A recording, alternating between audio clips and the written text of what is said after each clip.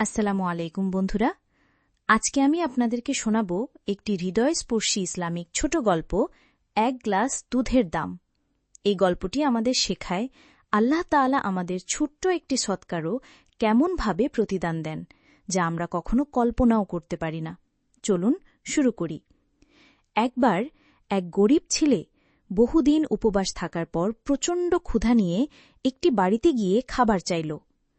বাড়ির একজন তরুণী ছেলেটির করুণ অবস্থা দেখে এক গ্লাস দুধ এনে দিল। ছেলেটি দুধ খেয়ে বলল, আপনার কাছে আমি কত টাকা দেব? মেয়েটি হেসে বলল, মা শিখিয়েছেন, দান বা সাহায্যের দাম নেওয়া যায় না। বহু বছর পর সেই মেয়েটি গুরুতর অসুস্থ হয়ে হাসপাতালে ভর্তি হল। বিভিন্ন ডাক্তার চেষ্টা করেও তার রোগ নিরাময় করতে পারছিল না। তখন একজন অভিজ্ঞ ডাক্তার দায়িত্ব নিলেন এবং সফলভাবে মেয়েটিকে সুস্থ করে তুললেন। চিকিৎসার পর হাসপাতালের বিল মেয়েটির হাতে তুলে দেওয়া হল। সে কাপা হাতে খামটি খুলল, কিন্তু বিলের শেষে লেখা ছিল, এক গ্লাস দুধের দাম, পরিশোধ সম্পন্ন। মেয়েটি চোখে জল নিয়ে বলল, আল্লাহ মানুষকে কেমন আশ্চর্যভাবে সাহায্য করেন। একটি ছোট্ট দানও কখনো বৃথা যায় না। আল্লাহ তার উত্তম প্রতিদান দেন।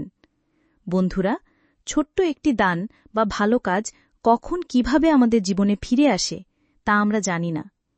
আল্লাহ কখনো কারো নেক আমল বৃথা যেতে দেন না। আপনাদের ভালো লেগে থাকলে ভিডিওটি লাইক করুন, বন্ধুদের সাথে শেয়ার করুন এবং এমন সুন্দর ইসলামিক গল্প পেতে চ্যানেলটি সাবস্ক্রাইব করুন।